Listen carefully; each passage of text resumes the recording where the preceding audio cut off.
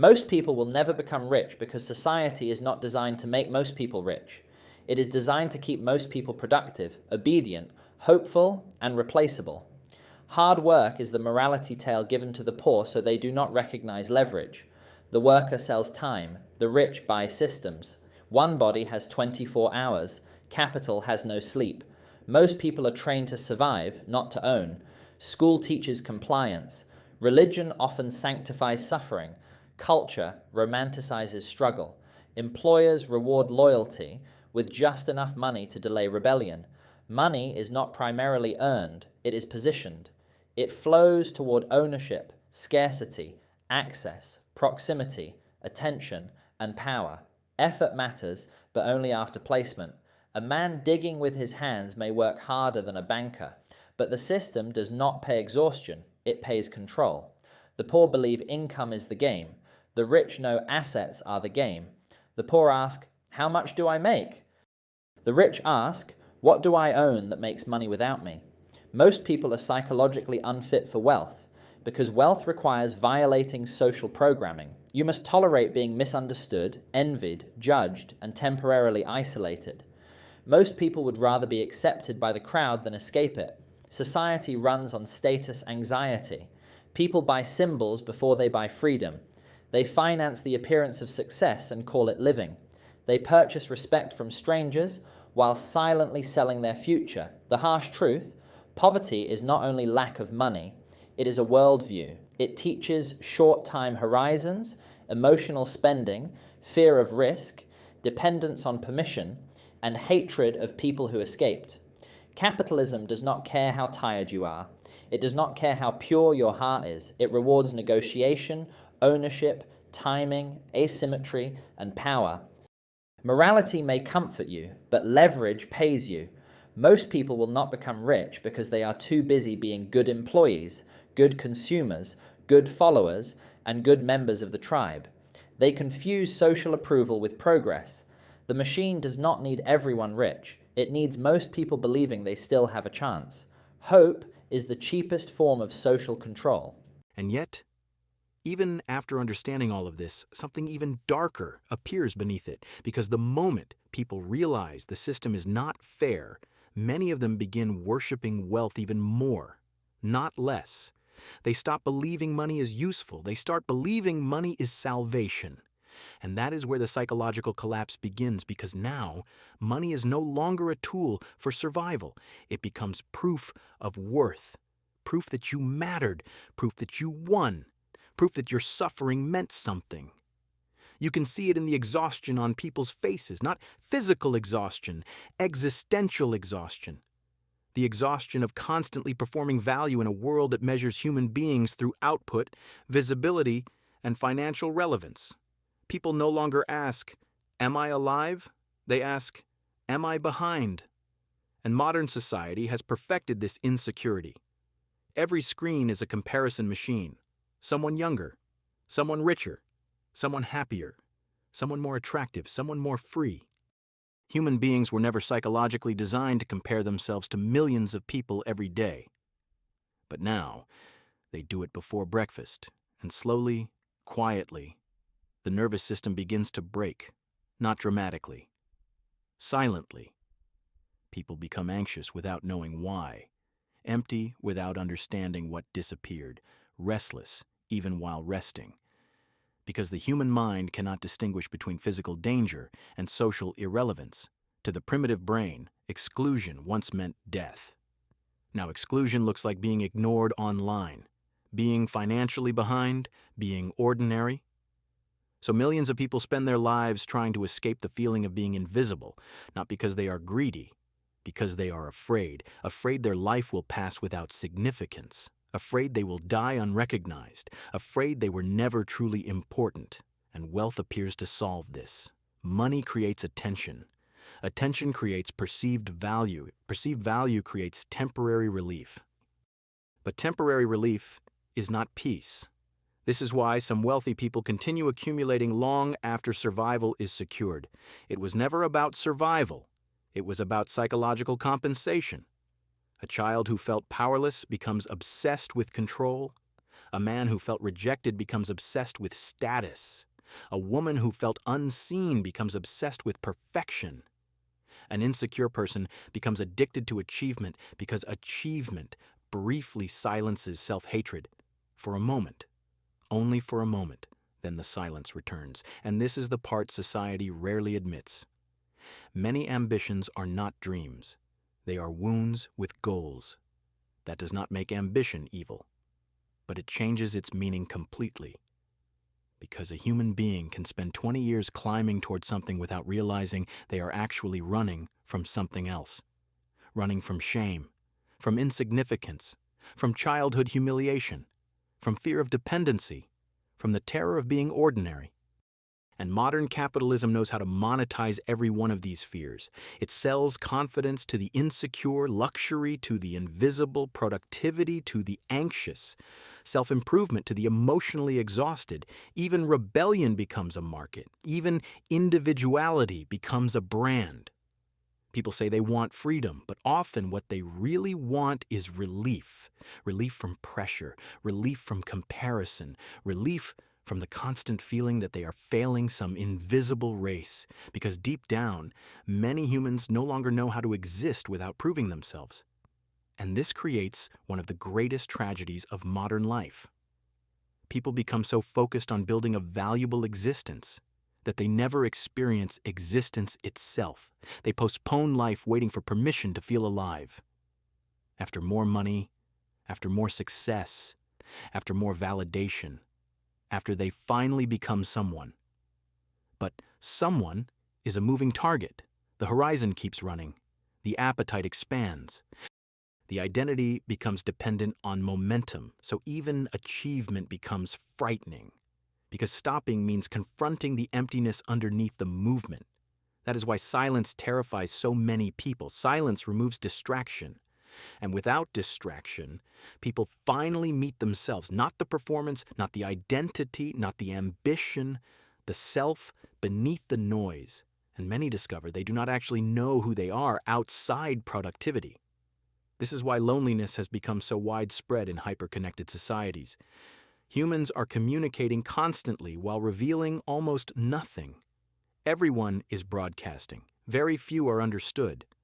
People have conversations all day while hiding their real fears, real grief, real confusion. Because vulnerability threatens social positioning, and positioning has become survival.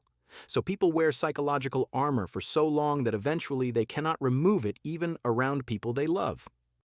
That is why some relationships feel emotionally empty despite constant contact. Two performances interacting, two nervous systems negotiating acceptance, two frightened humans silently asking, if you see the real me, will you stay? And underneath all of this, the strangest truth begins to emerge. The people who fully dedicate their lives to becoming rich often sacrifice the very experiences that made wealth meaningful in the first place. Time, presence, friendship, health, inner stillness, wonder, not always, but often, because there is a difference between using money and serving it.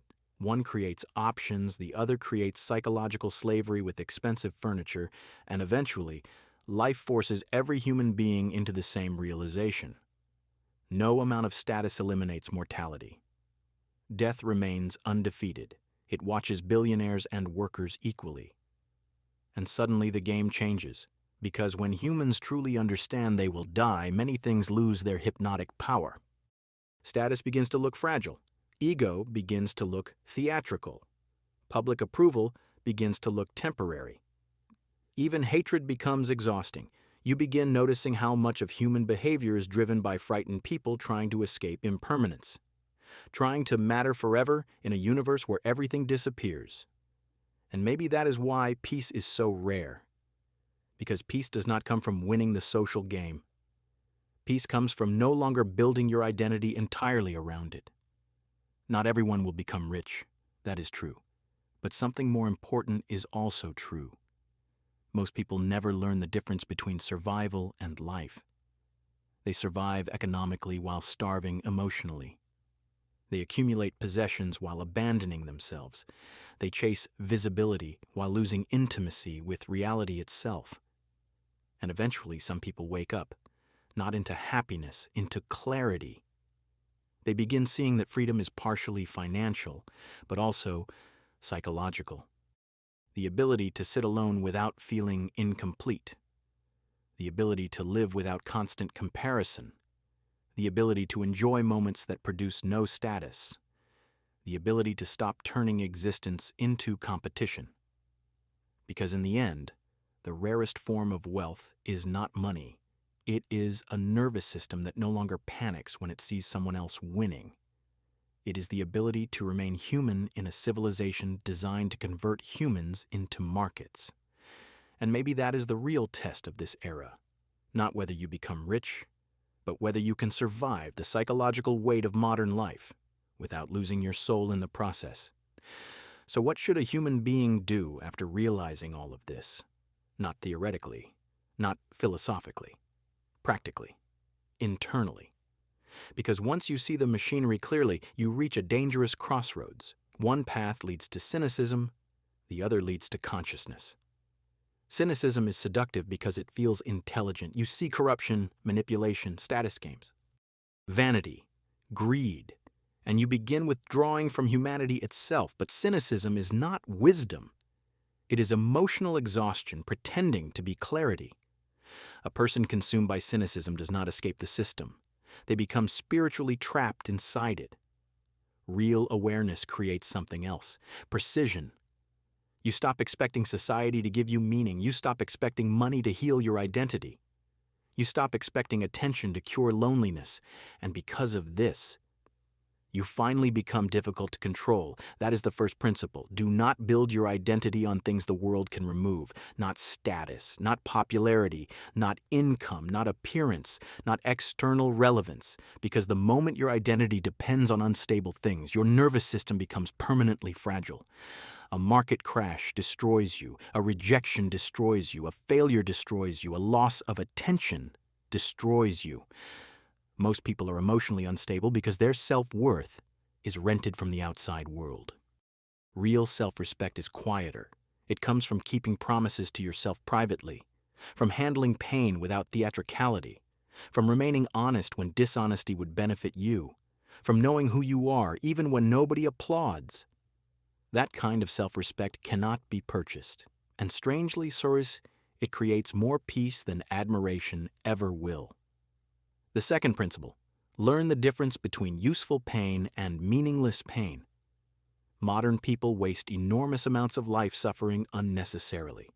They tolerate jobs that destroy their spirit, relationships built on emotional starvation, friendships based entirely on convenience, endless comparison, digital addiction, constant overstimulation. Then they call this adulthood, but not all suffering has equal value. Some pain builds strength. Some pain only drains life from you. Discipline is valuable. Humiliation is not. Sacrifice is valuable. Self-abandonment is not. Hard work is valuable. Chronic emotional numbness is not. A mature human being learns to ask, what is this pain creating? If the answer is nothing, leave. The third principle, do not confuse attention with love. This realization alone can save years of psychological damage. Attention is stimulation. Love is presence. Attention watches you. Love understands you. Attention reacts to performance. Love remains when the performance stops. Social media has trained people to chase visibility while starving for connection. And the tragedy is that visibility can increase loneliness, because being seen is not the same as being known. Some people have audiences, but no intimacy. Thousands of followers, but nobody they can call at 2 a.m. Endless validation, but no emotional safety. Human beings do not heal through admiration.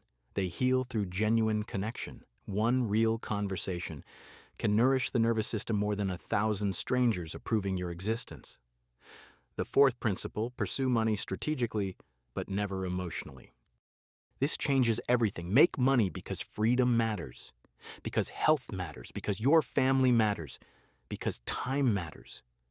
But the moment money becomes emotional identity, fear enters the bloodstream. Now every loss becomes humiliation, every comparison becomes emotional violence, every wealthy person becomes a threat to your worth. This is why many rich people remain internally poor. Their finances grew, their fear did not. A healthy relationship with money sounds almost unexciting. You respect it, you learn it, you build it patiently, you avoid dependency, you avoid financial chaos, but you do not worship it. You do not turn net worth into self-worth. Because once survival is reasonably secured, life begins asking deeper questions. Can you sleep peacefully? Can you think clearly? Can you love honestly? Can you enjoy ordinary moments? Can you exist without constant stimulation? If not, then wealth solved logistics, not suffering. The fifth principle, protect your mind from constant noise. Most people are psychologically overwhelmed because they never experience uninterrupted thought. Every silence gets filled immediately. Music, podcasts, scrolling, notifications, entertainment, algorithms. The modern world fears silence because silence reveals reality. It reveals exhaustion, confusion, grief, fear, meaninglessness. But silence is also where intelligence reorganizes itself. A human being who cannot sit alone quietly becomes vulnerable to manipulation because they eventually need distraction the way addicts need chemicals. And dependence always creates control. So reclaim silence, not as spirituality, not as performance, as psychological survival. Walk without consuming content, eat without stimulation, sit without escape. At first, the mind becomes restless, then honest, then clear. The sixth principle, stop performing constantly. This may be one of the most liberating realizations in adult life.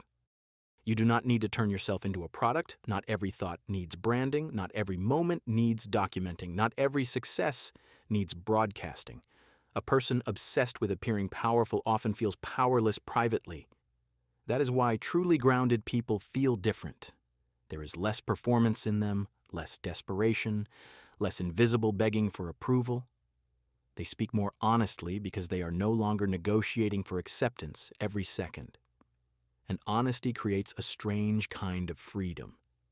When you stop performing, you stop splitting yourself into multiple identities, one for work, one for strangers, one for social media, one for private life. The nervous system relaxes because truth requires less maintenance than performance. The seventh principle, remain soft without becoming weak. Modern culture presents two broken options, naive softness or armored coldness, but emotionally intelligent people eventually discover something rarer.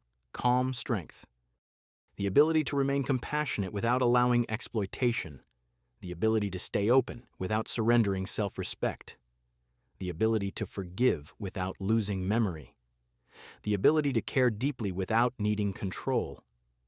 This balance is difficult because pain naturally hardens people, especially betrayal, especially humiliation, especially disappointment. But permanent emotional armor eventually poisons the person wearing it. A cold person may avoid pain, but they also reduce their ability to experience joy, intimacy, wonder, and love. Numbness protects, then it imprisons. And finally, the most important realization, life is not asking you to become superior to other humans. It is asking whether you can remain fully human while the world constantly pressures you not to be. Can you stay conscious in a culture designed to distract you? Can you stay peaceful in a system profiting from your anxiety? Can you stay honest in environments rewarding performance? Can you build success without sacrificing your soul to achieve it? Because one day your life will become very quiet. The competition will disappear. The algorithms will disappear. The status games will disappear. And you will be left alone with one question. Was your way of living destroying you or protecting you? That is the real measure of a life. Not whether you impress the world, but whether you abandon yourself in the process of trying to.